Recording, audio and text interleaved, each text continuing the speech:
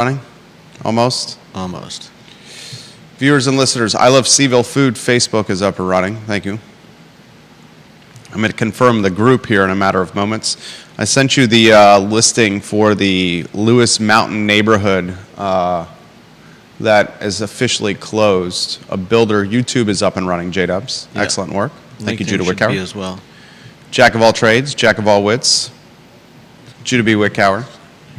He's never had a photo taken with Santa Claus in his entire life, although he's an incredibly good person. If there's somebody that's going to get buku Christmas gifts, it would be Judah Wickower. I'm going to have a conversation with your family about the fact that you've never had a photo with Santa Claus in the history of your life. I doubt they'll give it a whole lot of thought. Is that akin to child abuse? I asked that tongue in cheek. You know that, right? Yeah. I don't actually mean that you were abused because you don't have a photo with Saint Nick. Has anyone found Rodney the Rooster? I mean, you would think that would be mega news, right? You would think it'd be pretty hard to hide. Where is Rodney? A 7-foot is he porcelain or fiberglass? I've been curious about what he's made out of. I mean, a porcelain rooster would be extremely heavy, right? I think any 7-foot rooster would be pretty heavy. Okay, fair enough.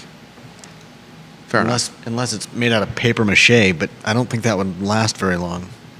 Like and share the show, and I don't think it's paper mache. It was outside in the elements. Like I said, I don't think that would I don't last think it very was long. foam either, do you? No, I don't think it's foam. What's that? I doubt it's foam. Doubt it's foam. Like and share the show. We'll have some fun today on the Wednesday edition of the I Love Seville show.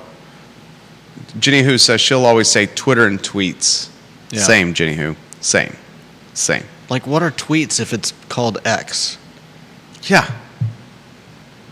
What are tweets if it's called X's? Yes, Deep Throat. Evergreen bought the Lewis Mountain house. And Deep Throat, I think that's exactly what it's going to be. People were pontificating on Reddit if that Lewis Mountain home. Can you get photos from the listing? Luke Cole, I believe, the listing agent. I'm going to give him some props, the young realtor from Long & Foster. People are pontificating on Reddit that, the rancher in the Lewis Mountain neighborhood is going to be multifamily housing and 6 units or 4 units and housing density because of its upzoning. It was marketed, ladies and gentlemen, by Luke Cole, the fantastic realtor, as recently transitioned from R1 to RB zoning. This change simplifies development by setting a fixed density. Developers are allowed a baseline of 6 units, which increases to 8 if the existing home is retained and can expand to 12 units for projects including affordable housing. I would bet with Evergreen purchasing this that this is going to be a gorgeous 5,000 square foot home that has an asking price of almost $2 million when Evergreen is done remodeling this house. I want to talk about this on today's program. We will talk on today's show who navigates political landmines better than Dr. Matthew Haas, the superintendent of Albemarle County Schools. We're going to talk about this McGuire-Good 5th District race that's too close to call. A lot we're going to cover on the program. Judah Wickower, are you ready to rock and roll? Charming conversationalist, cool, confident, creative, cosmopolitan, Judah Wickower. We're going to have some fun today. I think all those monikers you embody. Sure. All right, let's rock and roll. We're in your hands. Sure. He said sure. Well, I'm trying to get these He said sure. photos of aldermen. Logan Wells Claylow, welcome to the not broadcast. Really paying attention to what you're saying, so. Sure. Sure. Oh, Said hold sure. on. All right, let's do it. I'm ready to rock and roll. Have some fun. Quiet on the set. Thank you.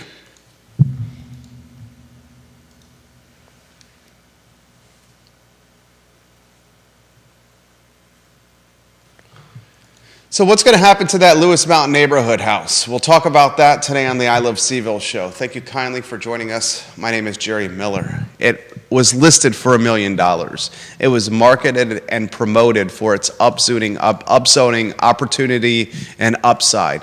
What I think is going to happen to 303 Alderman Road, ladies and gentlemen, is a $2 million single-family house waiting to happen. I'm going to pick this apart, one of the most talked about listings of 2024, certainly on the I Love Seville show.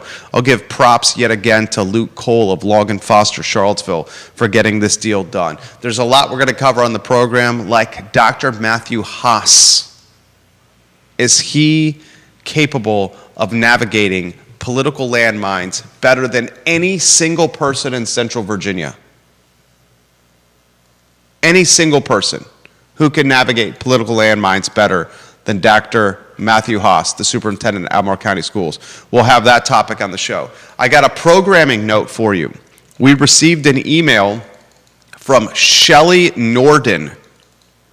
And Shelley Norden is part of the School Board Member Alliance that launched last year.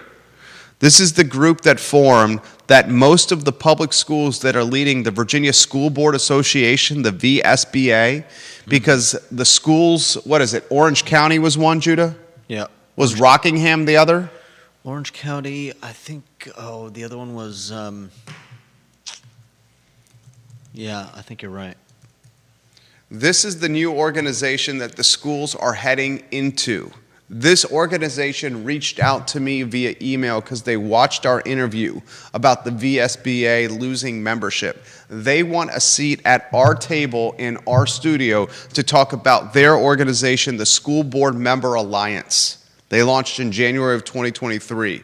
They have highlighted that attacks against their organization are increasing as more boards are voting to leave the VSBA. They asked to do an interview with us on the program, and we gladly will roll out the red carpet and welcome the School Board Member Alliance. This interview could happen as early as tomorrow. Look at your inbox, Judah. Okay. Shelley Norden has indicated she could come on anytime after 1 p.m. tomorrow. If we cannot get this organization on the show tomorrow after 1 p.m., I am not opposed to an interview on Friday or next Tuesday. I would prefer the interview in person if we could swing that. We can also do it via Skype as well. It sounds like the executive director is willing to come on the program as opposed to the outreach chairwoman, Shelley Norden, who reached out to us after watching the I Love Seville show. Stay tuned. I guess they would be a rival to the Virginia School Board Association, right? Yeah. Rival, another option. Mm-hmm. An organization created because they thought the Virginia School Board Association was too woke, right? Yeah, too liberal. Too liberal and too left and too woke. Mm-hmm.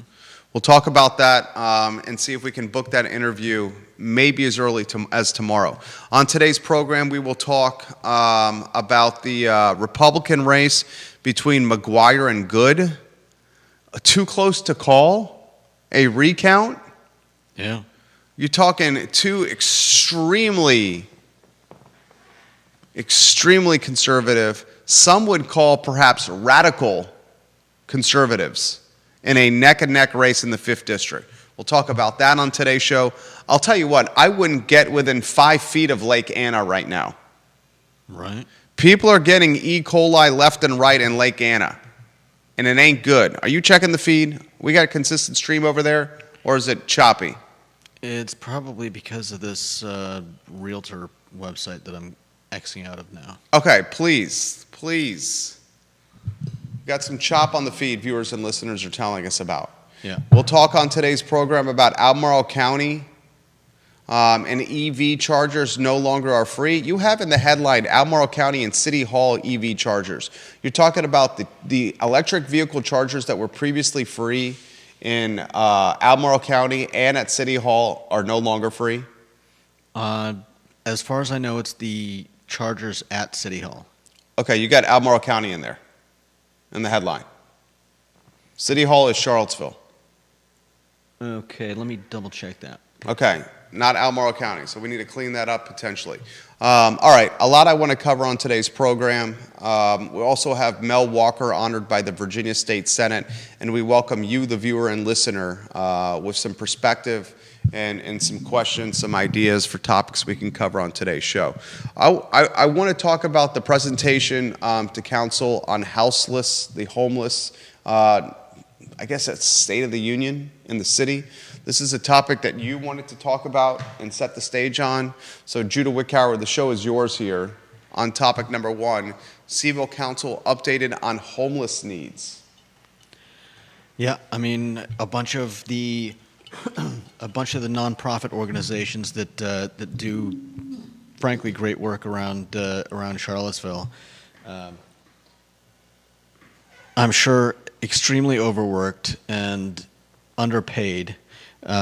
Gave their assessments to City Council, and I mean, I don't think any of it was very surprising. We don't have enough beds for the homeless people, and they all need more money.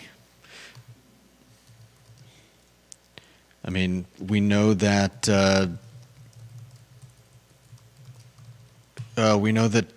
in particular groups like Pacham, they kind of jump around between a lot of the churches in the area. They were at our church a few months ago, and Pacham is pretty much packed in whatever capacity they are working at, and something needs to be done. I think former Mayor Lloyd Snook asked that same question. I'm going to continue to offer the same suggestion I've offered every time this topic comes up on the show. Albemarle County, City of Charlottesville, how about you pull your economic resources, some taxpayer dollars, and do a joint venture? And you create some kind of campus.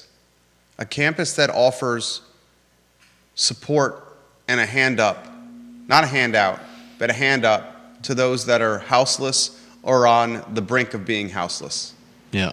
You can have cots, beds, laundry facilities, showers, a computer lab, resume services, addiction counseling, clothing, food. I don't know if I've ever heard something like this before, and so maybe it's just a dumb idea, but why not? How is it an idea that galvanizes taxpayer dollars for the benefit of community members that are struggling, that don't have housing, provide them food, help them with addiction, if addiction is an issue, drug and alcohol counseling, resume services, professional counseling, clothing, make sure that they are not relapsing with drugs and alcohol if they want to stay in this particular campus or shelter.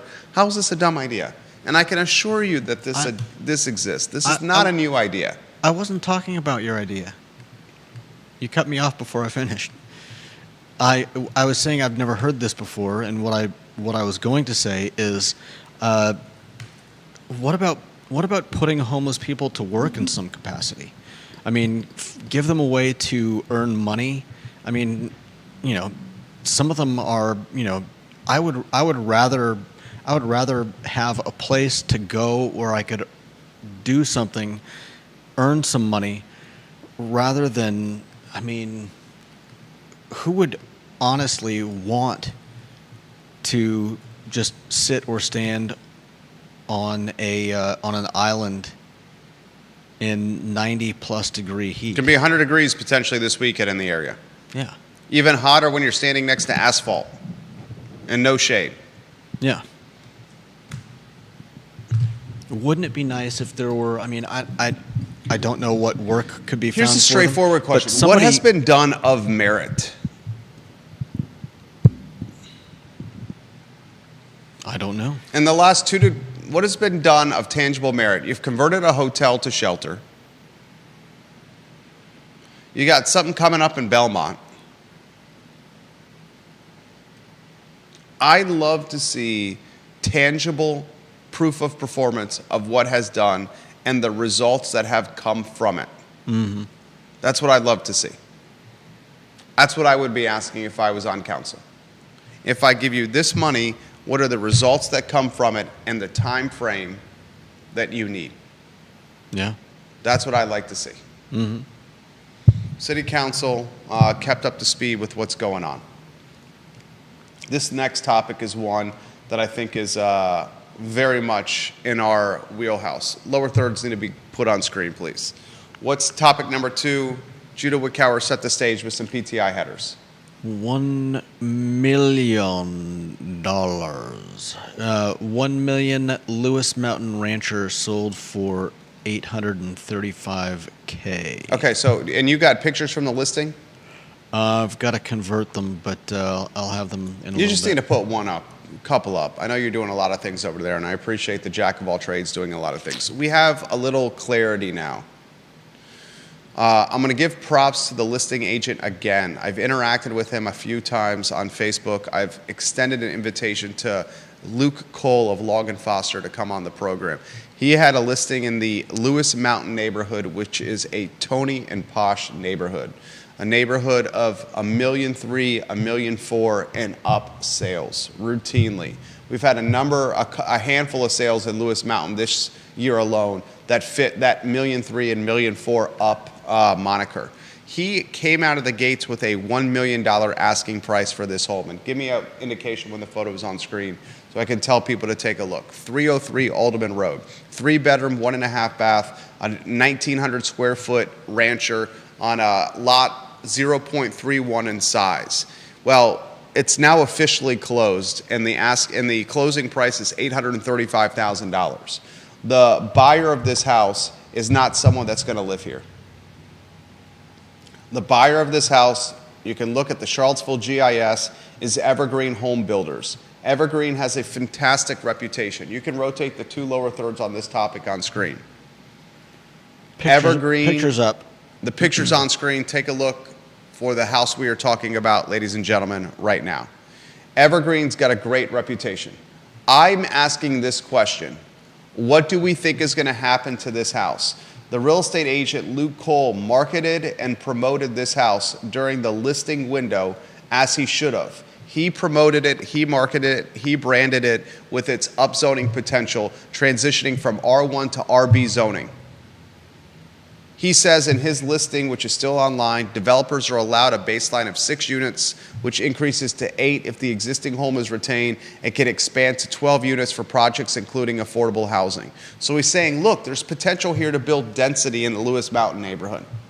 I would even venture to say that most of the Lewis Mountain neighborhood is following this listing very closely because they know this neighborhood, Lewis Mountain, a posh and Tony neighborhood of $1 million houses, $2 million houses, $3 million houses.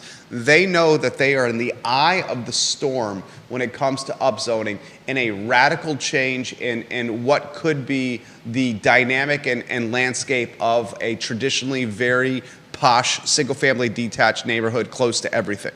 Could this neighborhood become dense housing, apartments, townhomes? Could this neighborhood become dense housing for students, for working class, for middle class folks as the density becomes more prolific? That's what everyone's wondering. What I think is going to happen to this Evergreen house, and I'm curious, viewers and listeners, what your thoughts are going to happen with this house. I'm curious of your thoughts, Judah Wickower. I think what Evergreen is going to do is the path of least resistance. And the path of least resistance is taking a home which they purchased for $835,000. And I think they're going to put a new roof on there.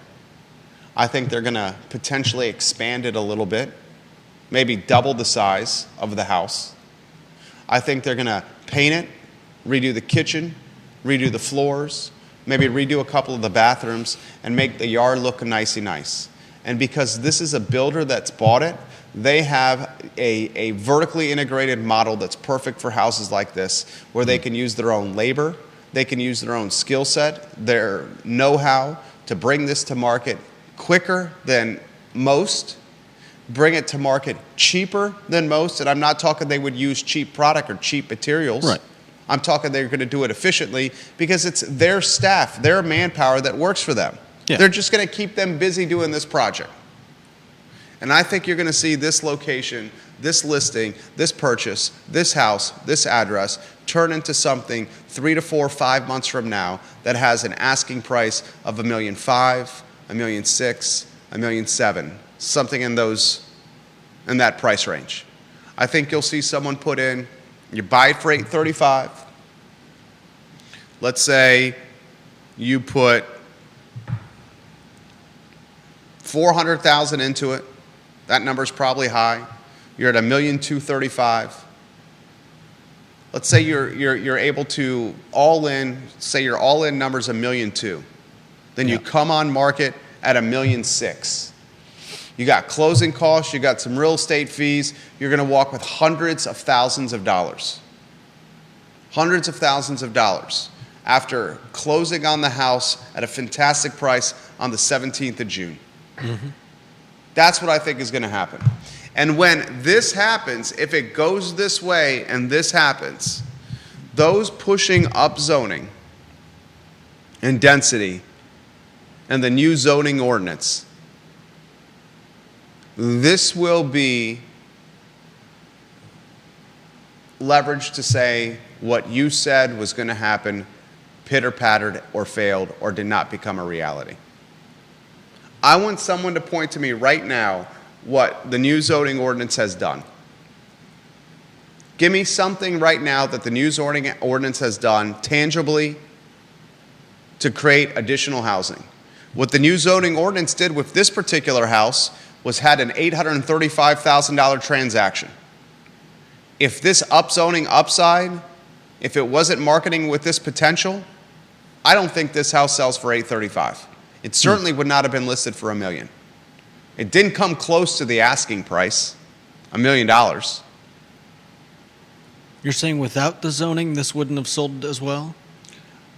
I think if there was no draft zoning ordinance, no new zoning ordinance, no upzoning, no upside, nothing like that, there's not a chance in hell Luke Cole would have listed this house for $1 million. Not a chance in hell. I would have bet the listing would have come closer to what it sold for, $835,000. Because it was listed for $1 million, Evergreen probably paid a little more than they should have. But the reason they paid a little more than they should have is because they see massive upside. An $835,000 acquisition, you put $250,000 to $400,000 into this house, you could probably sell this house for $1.6 million, $1.7 million all day, every day, and twice on Sunday. Isn't that regardless of the zoning? If there was no zoning ordinance, no draft zoning ordinance, no upzoning, nothing like that. This would have started closer to its Exactly.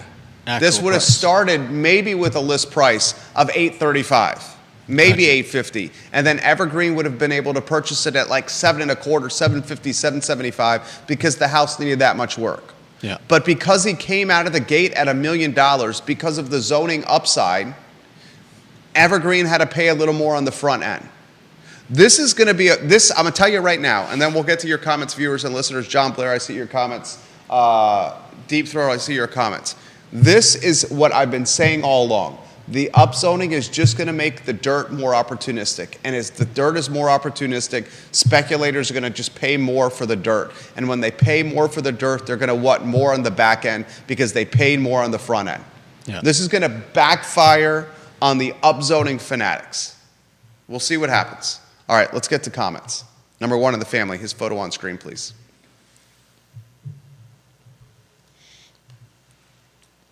He says this. Oh, man. On the Lewis Mountain house, I think some chance that this becomes 2 single-family houses because it's a corner lot. Can do 1 house fronting Alderman and 1 on Minor. He says, you will have a cost of plans, full site plan review, planning commissioner, SUP approval, and the land at under $150,000 per unit. Given these units will probably sell for $600,000 each, you're talking about a land cost, assuming the plans and other soft costs amount to $50,000 per unit, which is probably conservative at well under 20% of this total sale price, which is damn low. In highly restrictive places, land costs can be 60% plus. All the zoning did here was cut into Evergreen's profit margin. They felt they might be bidding against multifamily housing developers, so they had to pay a little more upfront. But single-family house was still the highest and best and most profitable use. That's from Deep Throat. Let's go to John Blair. Man, someone blasting the bass right now on Market Street. John Blair says, I think, Jerry, you are 110% correct. The Lewis Mountain Rancher is very likely to be a 4,000 to 5,000 square foot remodel. I'm willing to bet that's what happens. Do you want to place a prop bet on this? No. Why not? You don't want to prop bet multifamily housing? Or an additional unit built on this, 0.31 acres?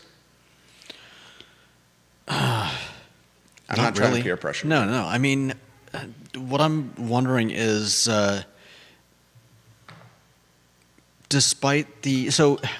how much more is required when bringing something like this before the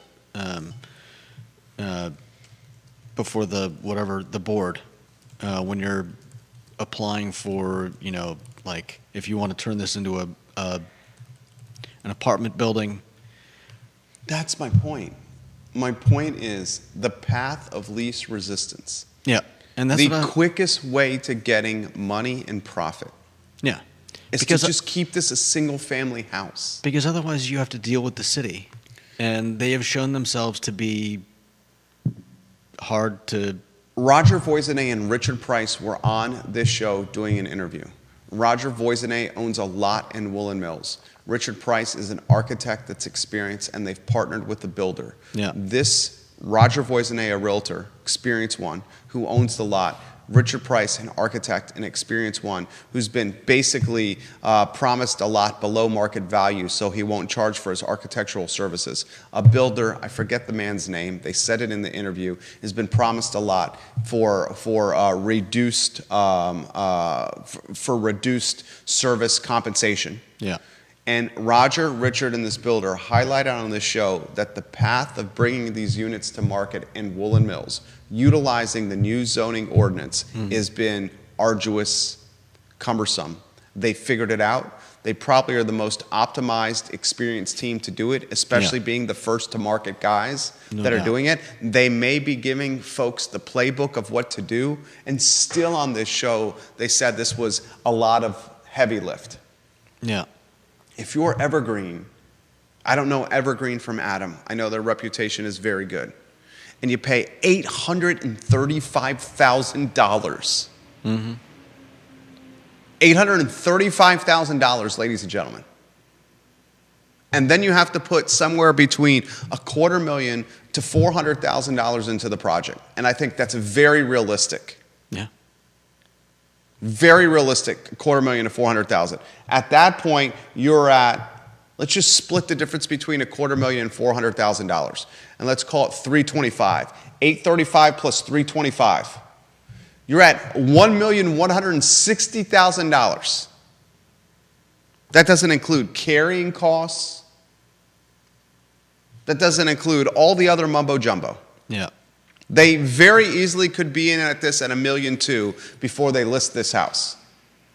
Wouldn't you want to get this off your books as quickly as possible and find the easiest way to profit? 100%. And if you list it at $1.6 million, let's say they list the house at $1.6 million. Very well could be $1.6 million. And let's say at that $1.6 million, if you're offering 3% to your representation, I believe one of the people involved with Evergreen is a realtor, if memory serves correct. So he's probably working on reduced commission. Let's just say if you list it at $1.6 million, after realtor fees and all other fees, you're walking with 94%. Let's build a conservative model and let's call it 93%. $1.6 million times 0.93. That leaves you $1,488,000. And you subtract the $1.2 million I initially said. If I'm building a conservative model, you're looking at potential profit, meat on the bone, of somewhere between $250,000 and $300,000. And I would bet you the Evergreen folks did that kind of back of the napkin number. I have basically a napkin in my hand. I have a pen here. All right, so it's 835,000 purchase. We're going to put 325K roughly into it. 835 plus 325K gives us $1,160,000 into this property. Let's, for the sake of argument, build a conservative model. We'll put another 50K into it if the you-know-what hits the fan. We're going to add 50,000 into that. That means we're into this at $1,210,000. Well, what's the list price? Well, the comps would suggest we could probably list this in the neighborhood of somewhere between 1.6 and 1.8. Let's build a conservative model and say we're going to do that at 1.6, $1,600,000. And let's, in this conservative model, say we're going to walk with 93% of our 1.6. So 1.6 times 0.93 gives us $1,488,000. And we're into it $1,210K.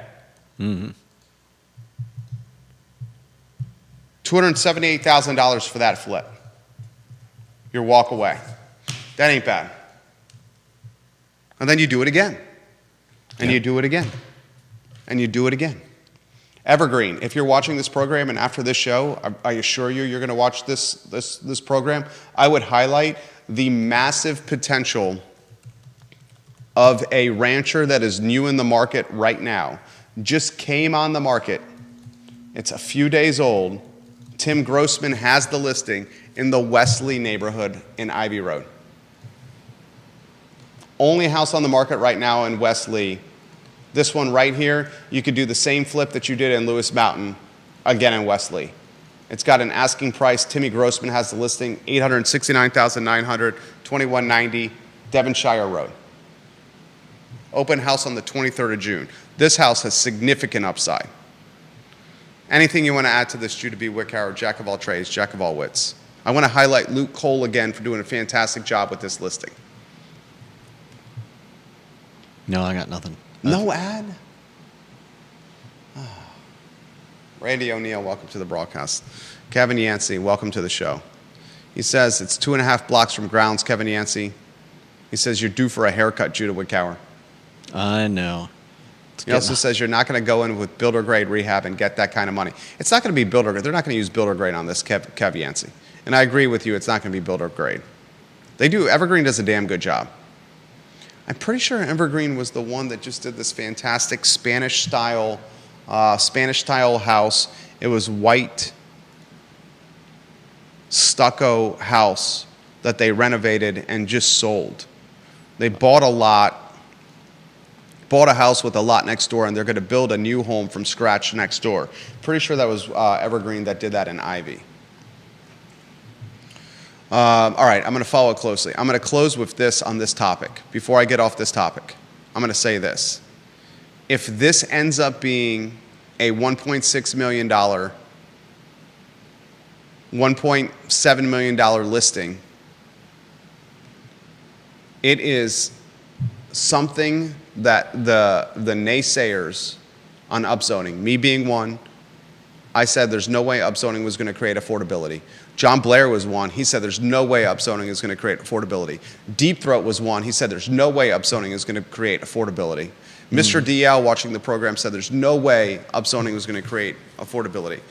If this becomes a $1.6, $1.7 million remodeled single-family house in Lewis Mountain, this is going to be the first thing we point to that say, see, we told you so.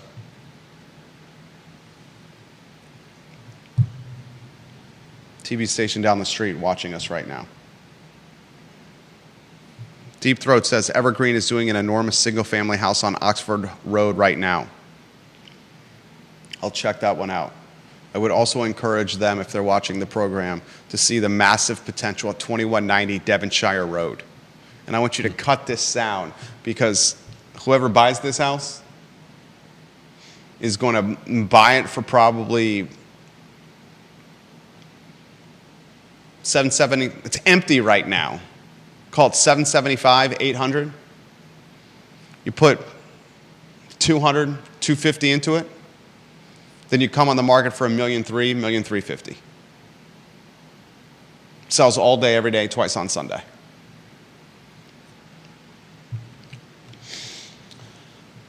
Next headline, Judah Wickhauer. Is it the Haas headline? That's the one I'm most excited about.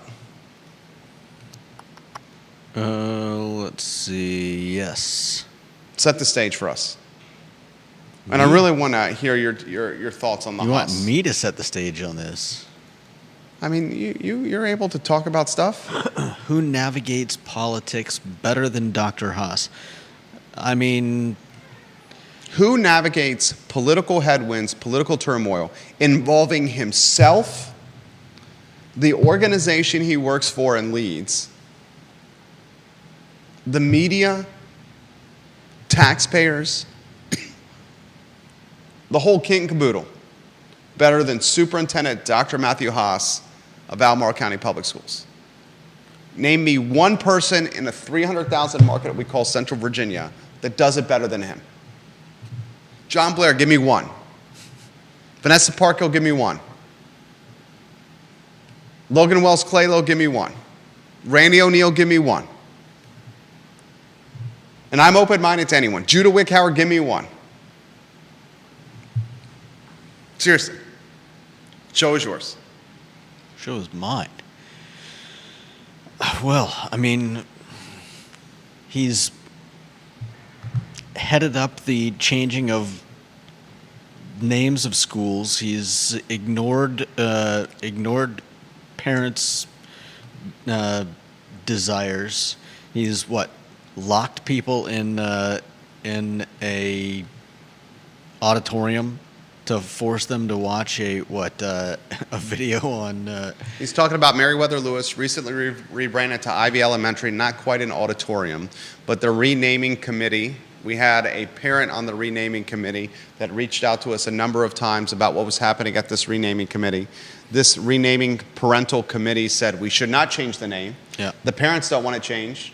The kids don't want to change. The survey results overwhelmingly say we should not change Meriwether Elementary. The parental committee that's part of this says we shouldn't change it. We have the votes, we have the surveys, we have the political opinion, we should keep it Meriwether. Haas came in and said, you don't get it, we're going to change the name. And we're going to take a public vote of this parental committee, a vote where everyone knows how you're voting, and we're going to make it private, and before you vote, you're going to watch this video on DEI prior to voting. And we're going to make it a secret ballot. Yeah. That's what happened. And then not long I believe it wasn't long after that, he got the board to didn't he get the board to extend his contract before? Go ahead. No, go ahead. No, go please. I'm sorry, I'm interrupting you. I don't know this. I don't remember the timeline. I remember it vividly. Yeah. Give it to us. And I just Prior to this past November's school board election, yeah.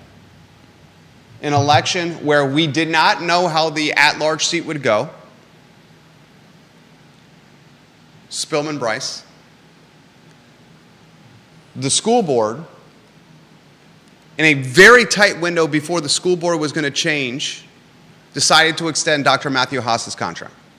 Yeah.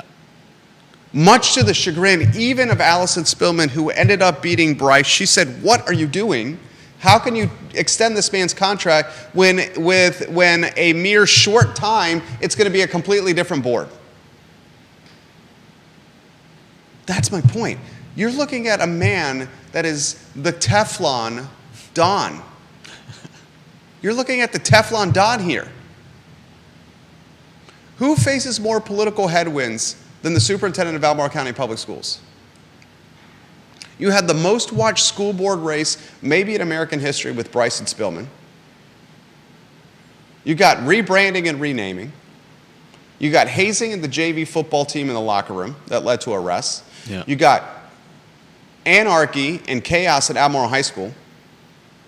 Sex, drugs, and violence. You got performance concerns when it comes from elementary to middle to high school students reading, writing, and arithmetic. Yeah. You got third-party consultants being hired to help performance, taxpayer dollars utilized.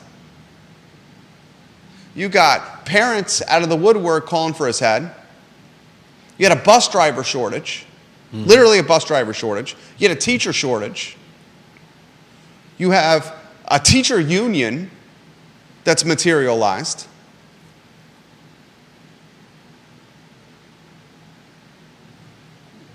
And dude's all good. Teflon Don. Nearly $250,000 a year in compensation. Yeah. Everything included.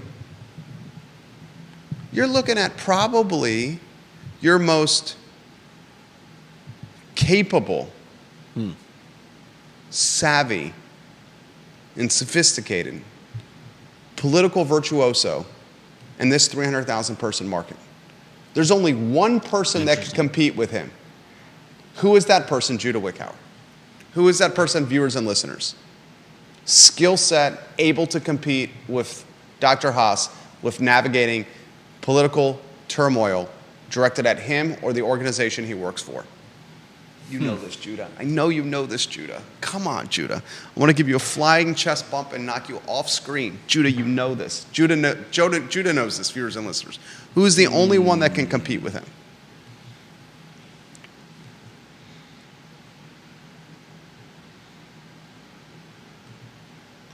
Sorry, I'm drawing a blank. You know this. When I say it, you're going to be like, I should have gotten this.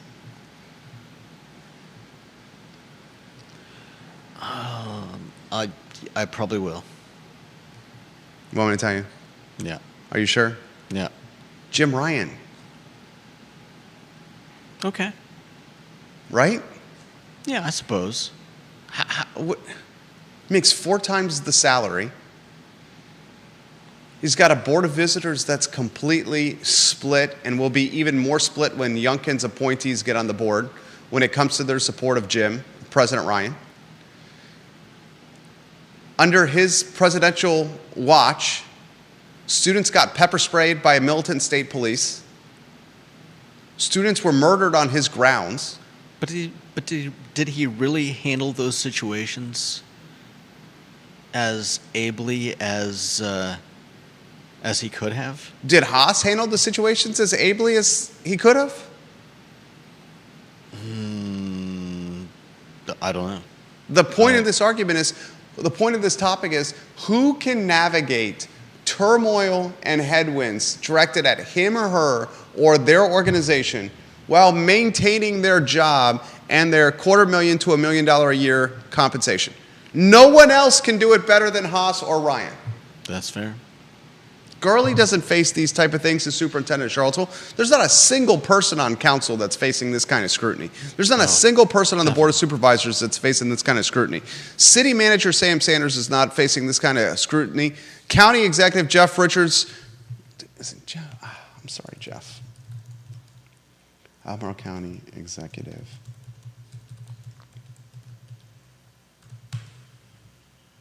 Jeff Richardson. I'm sorry, Mr. Richardson. They're not facing this kind of scrutiny. Yeah. Here's the question. Who is navigating it best, Haas or Ryan? That's the sub-question of the main question. Creed Eads ain't facing this kind of stuff. Katrina Colson is not facing this kind of stuff. Amy Laufer's not facing this kind of stuff. Who is doing it better? Haas or Ryan? Question for you. I mean, in regards to Ryan, I honestly feel like he's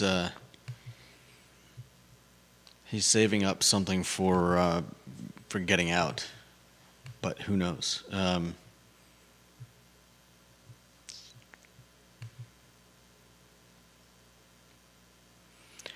I'd almost say that Ryan has a little more on his hands in terms of the board of visitors and the fallout from the student massacre.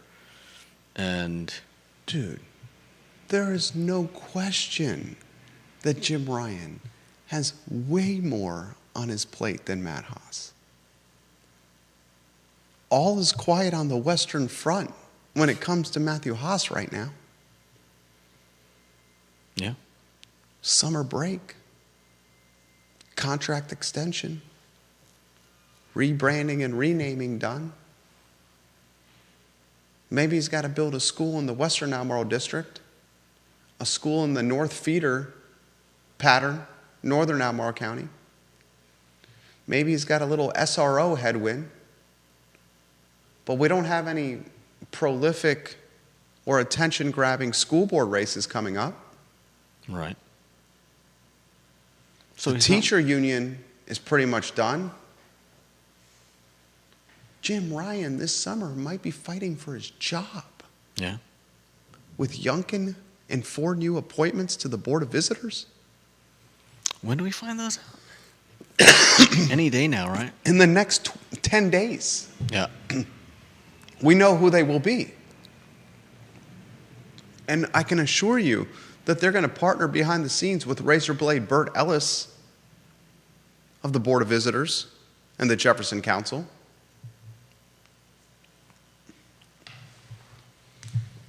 That's why I make the argument that Haas, look at what he's done.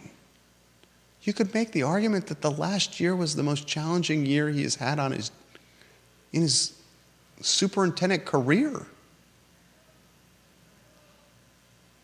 Interestingly, it's coincided with Jim Ryan, who's probably its most challenging year of his professional career.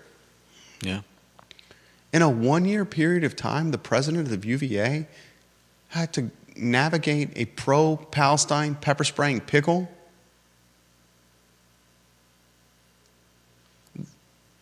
Roughly a 1-year period of time, 3 students murdered on grounds.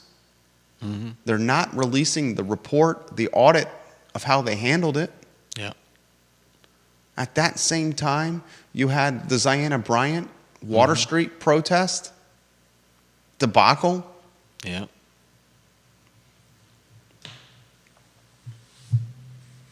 That's a conversation for your cocktail party this weekend.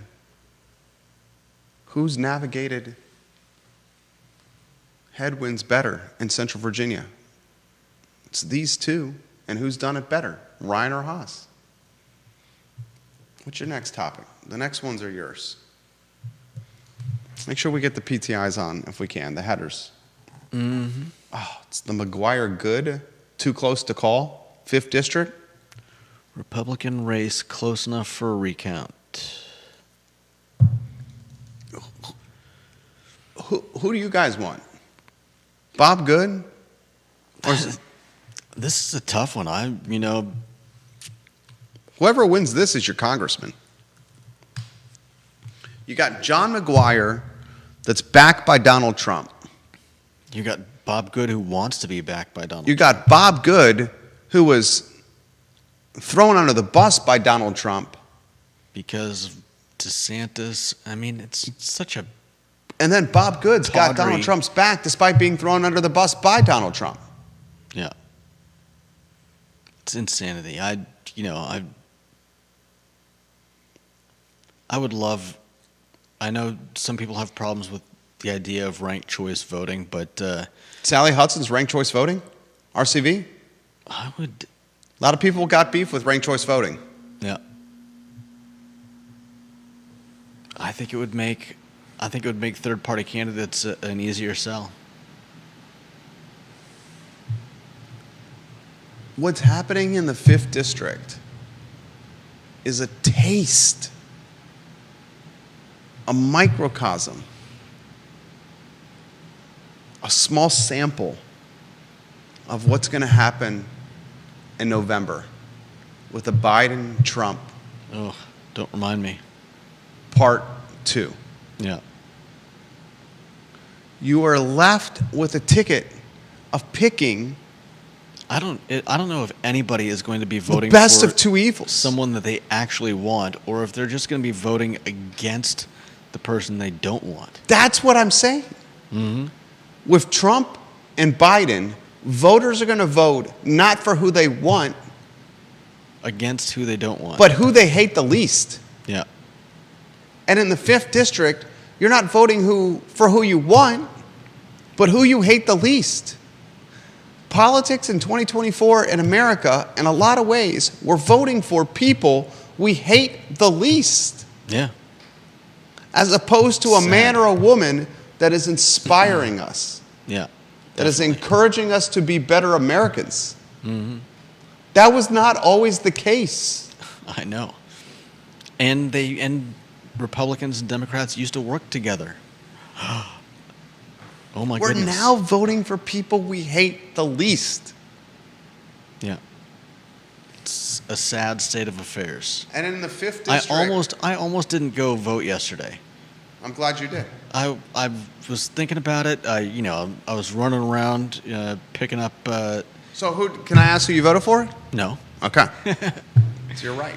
but I won't push you on that. I went there and I was like, man, do I even care? Like, if it's one guy or the other, do I even? And there it is, ladies do I and gentlemen. even care? Is one of them going to be better than the other, or are they just like And there it is. different faces on the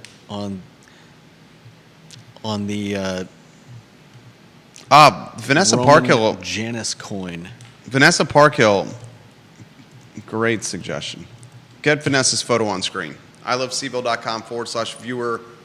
What's the URL? iloveseville.com/viewer rankings. Vanessa Parkhill, Queen of Earlysville, one of our favorites.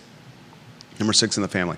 She says Dr. Wes Bellamy has navigated political headwinds as astutely as Dr. Matthew Haas and President Jim Ryan. That's a great suggestion. Dr. Bellamy certainly has navigated political headwinds well. Great Yeah. suggestion from VP.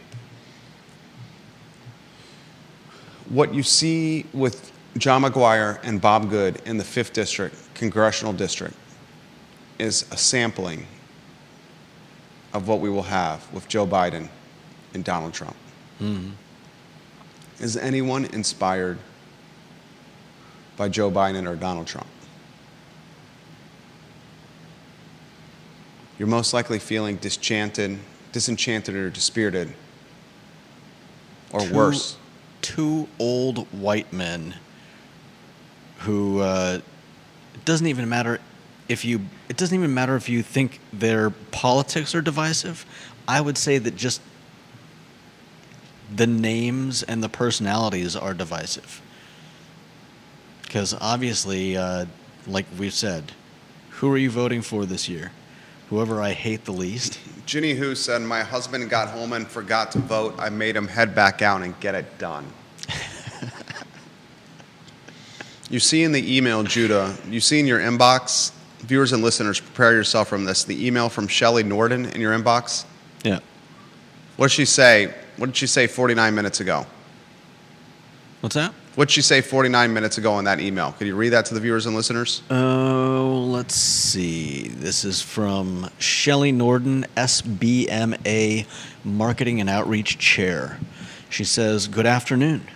I just watched your show that addressed school boards leaving the VSBA. We are the group that formed that most of them are now joining. The School Board Member Alliance launched in January 2023. Attacks against us are increasing as more boards vote to leave the VSBA. We would love to do an interview with you to let Virginians know who we really are and why we started. Please feel free to contact me anytime." And then I if you're responded to interested." her, and then she responds right away. And what'd she say? I only have your response. Tomorrow afternoon works for me. Anytime after 1. Would it be possible to have our executive director on the interview too? Please schedule this interview. If we can do it tomorrow, that would be fantastic. Anytime after 1 is tough because we have a Thursday afternoon show. This might be best off.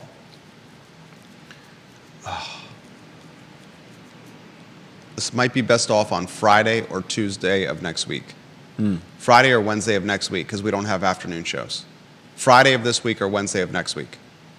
I want the world to know that there is an alternative to the Virginia School Board Association, and it's the School Board Member Alliance. And I think what we're about to see in Virginia, and I've said this on previous shows, is we're going to see a divide when it comes to education.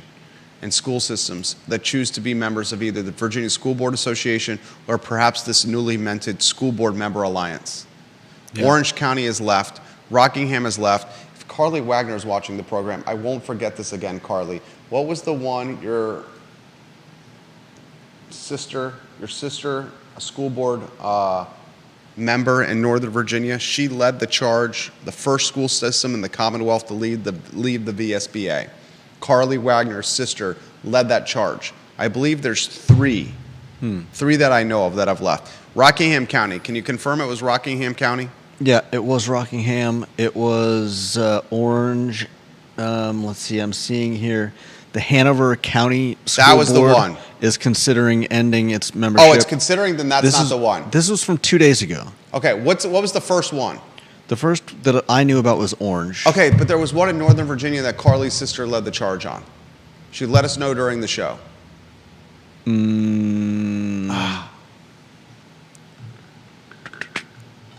I should know this. That's my fault. 100% my fault.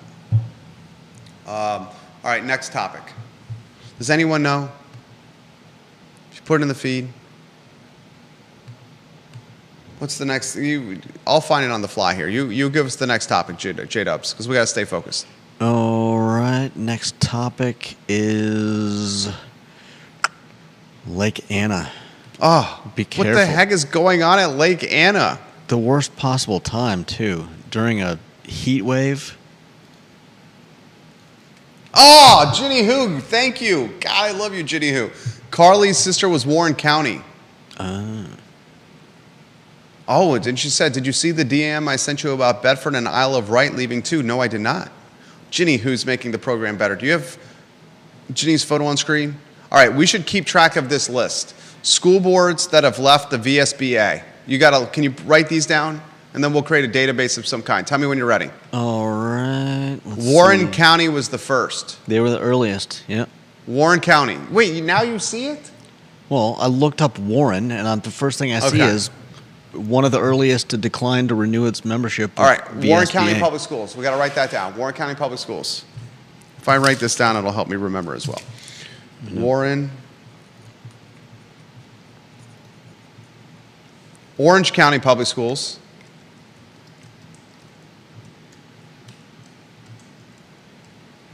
What was the other one? Rockingham. Rockingham. Rockingham County Public Schools.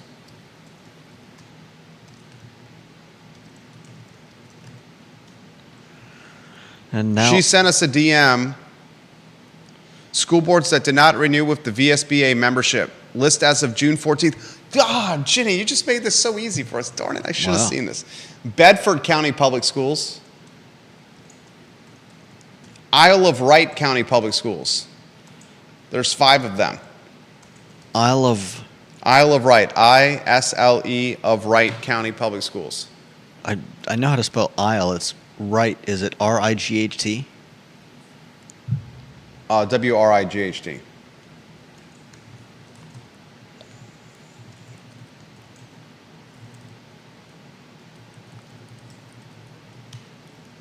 And I told you the wrong thing. There's no R. W-I-G-H-T.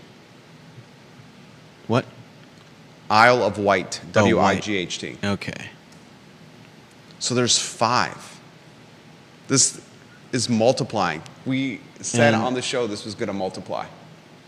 I want to know where Louisa County Public Schools stand. I want to know where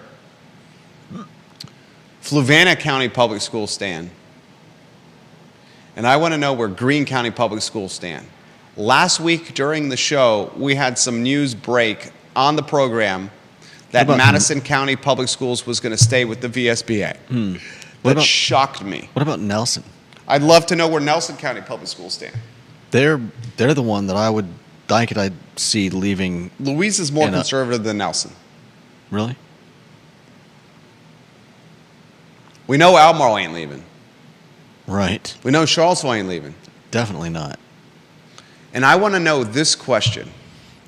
Will we see parents move into school districts based on their Virginia School Board Association membership or their School Board Member Alliance membership, the SBMA? I'm going to ask that question of the executive director when we interview them on this talk show. Any other topics we need to cover? Let's see. Besides the E. coli, be Stay away careful from out Lake there. Anna. Good night. There was also You go close to Lake Anna, you get E. coli.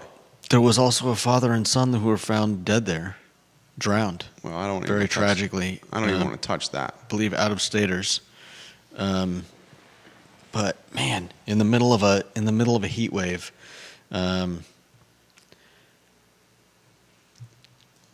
I was impressed that the Virginia State Senate has decided to honor Mel Walker.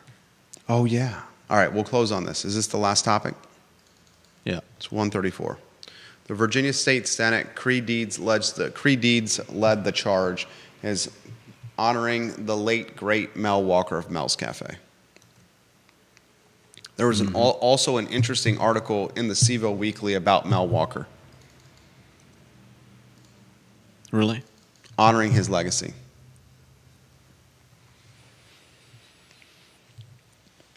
How The long? impact- How long was Walker's Cafe open? Well, we talked about this. I know. He opened it in let me see if my memory's good. He opened it in 1984, he closed it in 1989, and then he reopened it again. Let's check. Opened the restaurant in 1984, 5 years later, 1989, he closed it, and then in 1995, he reopened it.